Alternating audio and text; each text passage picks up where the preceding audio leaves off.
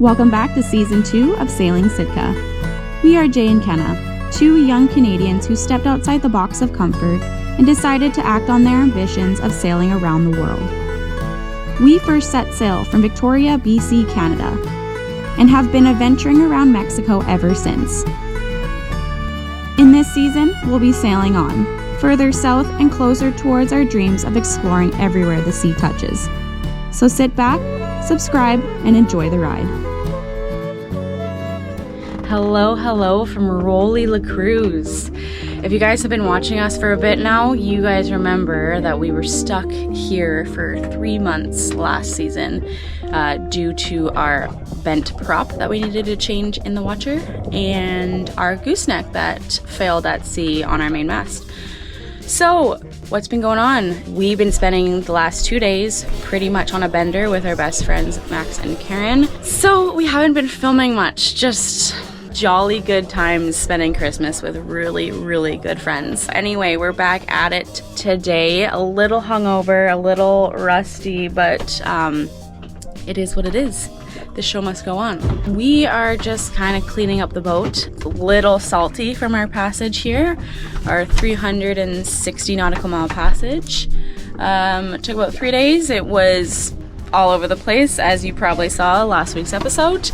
Just cleaning the decks, giving Sitka a freshwater rinse, and yeah, that's us today. Hopefully only an hour or so cleaning, and then we're gonna eat tacos and probably have a nap. But before that, we noticed something last night that we want to show you today. So I'm gonna let Jay take it away here. So when we came in, it was night, and we took the rudder off of the Hydrovane and didn't notice anything wrong. And yesterday, when we put the dinghy in, I noticed that the A-frame bracket, luckily it was that one of the arms that connects to the actual shaft had a sheared bolt on it, and it was completely unattached from the actual shaft. It was just hanging there.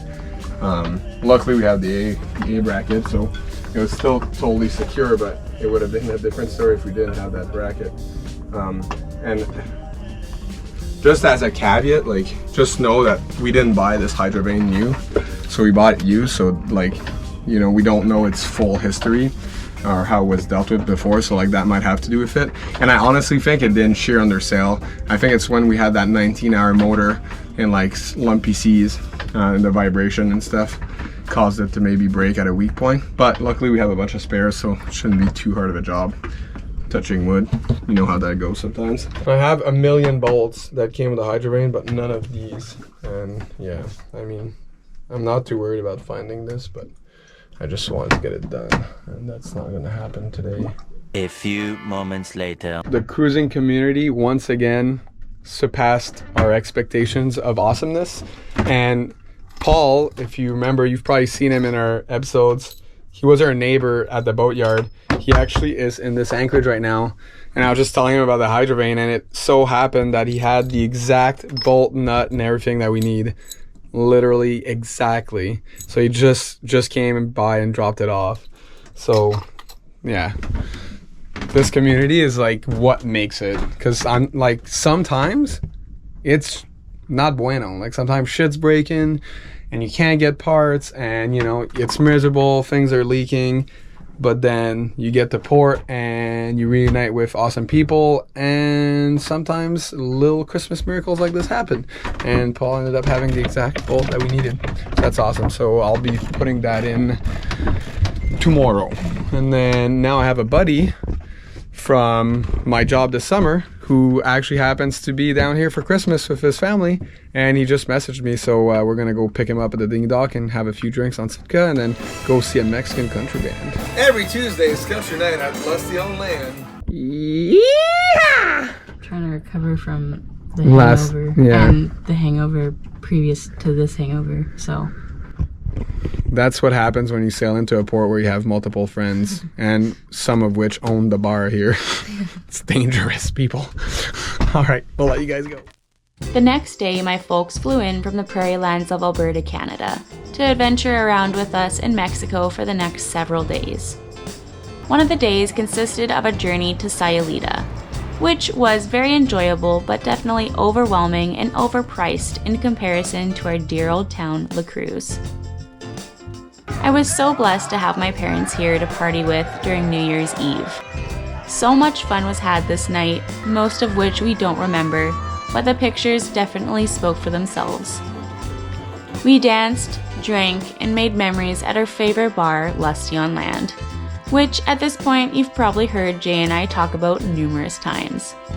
Max and Karen own this cruisers hub, which welcomes all walks of life. As long as you're there to have a good time, you won't be disappointed. They named the bar after their beloved Columbia 56 sailboat named Lusty, which we helped sell this time last year. If you ever find yourself in Puerto Vallarta area of Mexico, adventure half an hour north to La Cruz and step foot into Lusty on Land. You will be very glad that you did. Thank you to my parents for making the trip all the way out here, and to Max and Karen for not only running a kick-ass bar, but building a home away from home. We want to wish you a Happy New Year! Happy 2024! Happy 2024 from Bean Bean! We just had the pleasure of having Dawn and Roger over for about 5 days. Now we finally have a way to swim! Of boarding Sitka and not having to launch the dinghy and going up, which has been kind of sketchy and ghetto, honestly. So this is a nice add-on. So I'm going to install those little legs today and put that on. The crazy thing is because there is one boat store here in the area that would have a boat ladder, and it's called Zagatora or something like that. Zaragoza, and it's in Puerto Vallarta, which is like an hour drive away.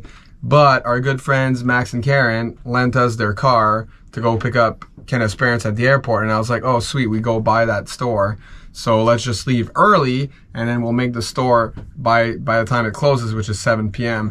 So anyways, couple delays in our laundry, and we ended up getting there just past closing, so we couldn't make it to the store before picking up Kenneth's parents to get us a boat ladder. And then we pick up Kenneth's parents, and then Roger pulls out this long box, and in my head I was like, I'm pretty sure it's a ladder. I didn't see anything, but I kind of knew it was a ladder. And then we get to their hotel room, and then they make us open, and we're like, hell yeah. And then we tell them the story that we literally almost just bought this exact ladder. Like an hour previous. An hour before. And then Roger, Kenneth's dad, was like, I would have literally killed you. Yeah. Because we literally like transported it flying through like customs and everything from Canada to Mexico. Yeah, so this is awesome. Thank you so much, guys. This is gonna be a game changer. We had such a fun time for New Year's. Like, it was so great. Max and Karen, they own the bar Lusty on Land here in La Cruz. If you have not been, you need to go. It is just the best time. No cover charge ever. Live music every single day. And yeah, we literally just partied there until the early morning, and it was just so much fun. I'm pretty sure I have some drunk clips about that I can probably pop in here right about now. Yeah, baby! Woo! What's Karen think? I think it's a very bad idea, but we do it. Jason, is it a good or a bad idea? It's a bad idea. I don't know. It's a bad idea. Aren't some of the best ideas bad ideas? It's not a good idea. That's how I It's a good or bad idea? That's right. Oh, it's an epic idea. I don't know. Alex says it's an epic idea. Epic idea, trust me. Somebody didn't make it. Somebody had a rough go. Good morning. There's one flip-flop. Alex says good morning. Or good night in our case. Good night in our case. This is the sunrise and we're getting home. And somebody didn't make it. Oh shit. Oh shit. Alright, wish us luck. So yeah, it was a really grand time. But yeah, we're here in La Cruz for about 2 more weeks, and then we're gonna be getting on the move here for 2024 further south, which is gonna be all brand new for us, and we're very, very excited to hit those southern spots. Yeah, I'm excited to like hit some new spots. What's good about La Cruz is like it feels kind of like our second home, because we spent like so much time here last year, and we have like a bunch of good friends, and we made a lot of cool new friends this season. Yeah. And honestly, like sailing can be a bit lonely sometimes. Like we were in a lot of anchorages by ourselves, which don't get me wrong, sometimes is amazing, but it's nice sometimes to be around some like-minded people as well. So it's been a really nice change of pace to be like in La Cruz. Yeah. But also looking forward to like testing new spots. Now I got to figure out how this actually works. One thing I really appreciate about Roger, Kenna's dad, is like when he gets something, he does like all the extra research. So like he went online and looked at the reviews, and like he was showing me that there's 2 settings on this to extend them, but you could potentially, if you needed them to be longer, pull that out a bit and drill an extra 3rd hole. So we'll go see if we need that. I think we'll be fine though. Oh, Perfect. my goodness, that's nice. Yeah, that's perfect. Look at that. That's really perfect. Good? Yeah? Yep. Yep. That's perfect. Oh my god! That's gonna be such an upgrade. Yeah, and then one thing we'll add a rope on here. Yeah. And then we'll tie it here just in case a wave. Right. So that way when we're using it, it doesn't just go to the bottom. Oh my god. Yeah, that's, So we're obviously late in the game. This is not anything crazy. So yeah, this is... like I'm pretty sure everybody has a ladder. By the way, most boats figure out the ladder thing before the second day of cruising. Yeah. Oh my god. Oh, also, look at this thing. This is something I ordered, but Kenneth's parents brought for us. And this, ladies and gentlemen, will be a game changer. Because the winches we have, the winch handles, we have, no longer lock, which is fine for the horizontal winches here in the cockpit. But when I'm trying to put a reef on the low side and I'm on the boom and we're on a 45-degree angle and this winch wants to go in the ocean and it's a non-self-tailing winch, meaning I need both hands, one to hold the winch handle and one to turn. It's annoying. So now this one, the most freaking expensive winch handle on planet Earth, no, there's way more expensive ones, but for us this is pricey, has a quick release, and it's the whole length of the handle. So you just grab the handle, lock it in, and then you just hold it on again and put it in. And when you press here, you'll see those 2 little pyramids. It just makes them loose so they'll pop right out. Actually, come do it. Yeah. Just a little segment of trying things out. So you see, now it's on, and then you can't pull it out right now. Right. But if I just do this, it comes out right away. Oh my goodness, that's a little fancy. This, ladies and gentlemen, gets me a little moist. No, my god, we can't put that on. Yeah, we can. Also, I'm seeing this just now, which we haven't shown them. I don't know if you guys remember this situation, but yeah. I don't think we showed them. No, but we lost our oar. We lost our Both oar oars. in Evaristo, both of them. Both of so we've had no oar, and so we had to get this one, which was like bloody expensive. It was as well. 150 bucks. That's the only oar we could find in La Paz. And it's Make this make sense. But look at this. but it's like It's got multiple speeds and a boat hook. If you call now, we will send an extra one free of cost. You only pay shipping. This could also be used to take a pizza out of an oven. probably good. Bring it in. Wow. Or Gaffa fish. Gaffer fish, if you sharpen this. Yeah. You could also pull your blinds down if you can't reach them with your hands. We don't have blinds. Or put a GoPro on the end of it. Actually, I'm super glad we paid 150 bucks for this. Hello, YouTube world. So today is Wednesday, the 9th of January, I believe. And Kenna is editing an episode in concentration mode. And I'm about to go do some splicing and, well, mostly just whipping actually. So our port and starboard main sheet were really long because when we started setting the rig the way we have it right now, the main sheet setup, we were planning on maybe removing the lazy side and then bring in the working side forward as a preventer, but we've never needed to do that. It's always been acting fine because we have a double main sheet setup, so we're thinking of like taking one off, bringing it up forward, and we never do that. And that's why we had such long sheets, so that it could reach the front of the boat and back. But now that we never use that, it's really annoying to have that amount of sheets to coil every time we're doing a sail adjustment. So I'm gonna put the boom completely to one side and then mark it, and then completely the other side and mark it, and then I'll cut. I'll give myself a couple extra feet and then we'll cut it there. Another thing I want to do too is the main halyard the knot's getting quite chafy, and that's why I don't like doing splices, especially on halyards. I just do bowline knots, and you can just switch them out over time. But right now you see it's like it's still fine, but it's quite chafed. So I'm just gonna cut the line here, whip it, and then we'll put the knot here. We have plenty of line, so it's not like it's gonna be too short or anything. And yeah, that's my little mission for today. All right, so you probably saw me there in the little time lapse, just pushing the boom over. And I just marked with tape on both. So look how much halyards left. So the red one, this is where we're gonna cut it. And then the starboard side is gonna be here. And then basically just whip that, and then the rest of those lines we can use for a bunch of random tie downs or stuff. It's always useful to have that. I have plenty of line to have extra, so it's not a big deal. And it's just gonna make every time we sail a little bit easier. So this is what's actually the strength. Oh my god, it's so rolling this anchorage, the GoPro can't even hold itself. So this is the sheathing, so that's what's on the outside basically, and that's the inside, and that's what the strength is. That's what can hold all the weight and can resist to everything. But the problem with this, it's very fragile to abrasion, and you can see, like, if you open it up, so like it would get caught on everything and just rip these. So this is what feeds inside of this, and then this, all it does really, it adds strength too, but it protects this inside part, the inside core. And yeah, just wanted to show you guys. Thought it was cool. So this goes in here.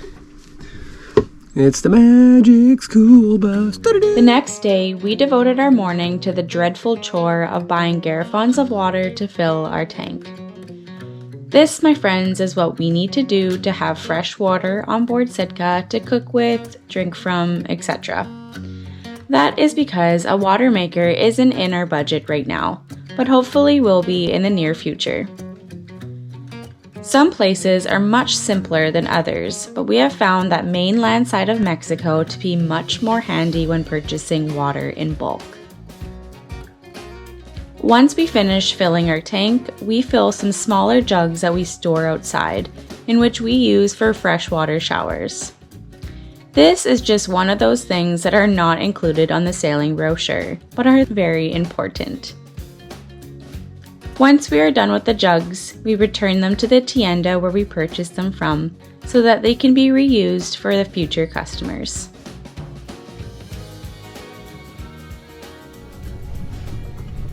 My arch nemesis, Alfonso II, has just landed. He has been shitting on Sitka for too long. As you can see,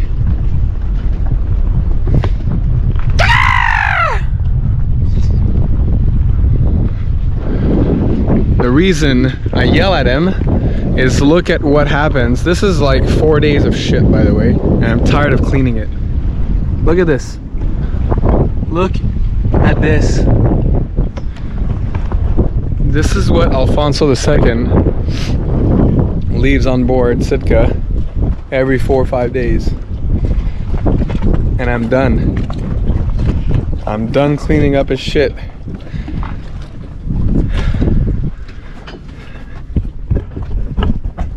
Are you losing it out there or what? Yeah, well, have you seen the amount of shit he shits on deck? That's George. That's not Alfonso II. He's a good guy. No. Yes.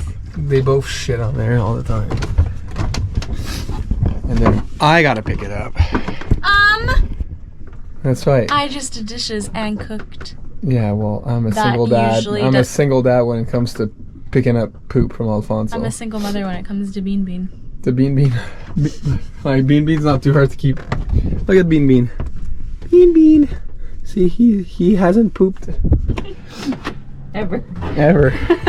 So I was down below. I just finished showering, and then I heard bombs away, and then like a tiny little thing hitting the cockpit, and then I go out, and it's fresh focaccia bread that our boat neighbor and awesome friend Nick, which is on the boat right there, just came and tossed from his dinghy. And it's actually the second time. Like 2 mornings ago, we woke up to like chocolate focaccia bread, which was actually delicious.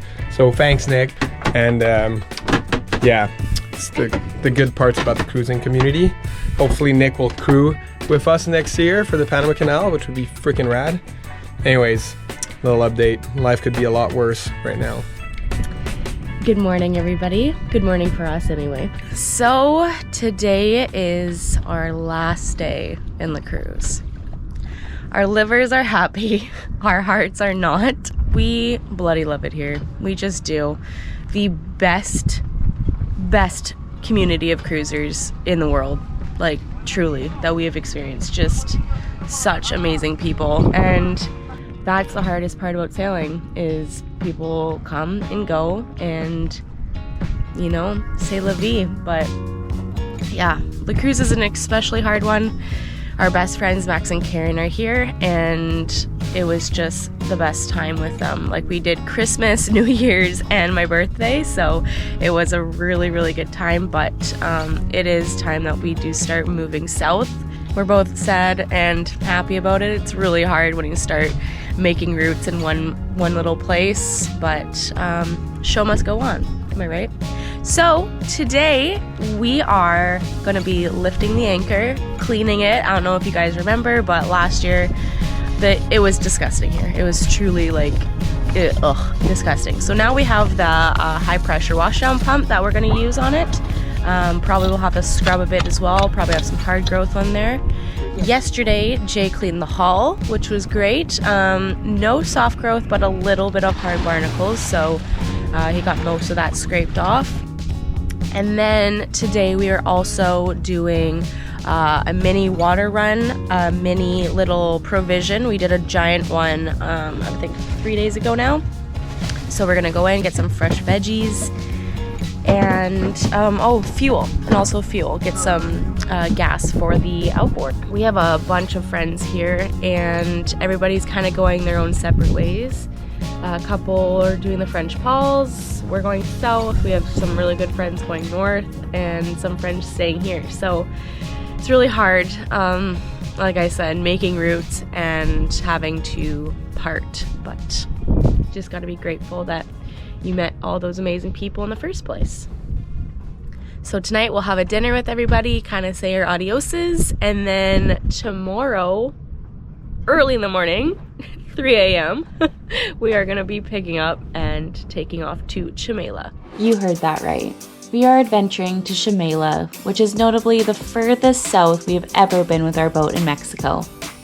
All this next week on Sailing Sitka. Thank you for watching this week's episode of Sailing Sitka. Stick around for more to come. If you enjoyed, please spread the love and let us know. Special thank you to our Patreon members for making these videos possible, as well as helping our dreams come true. See you all next week.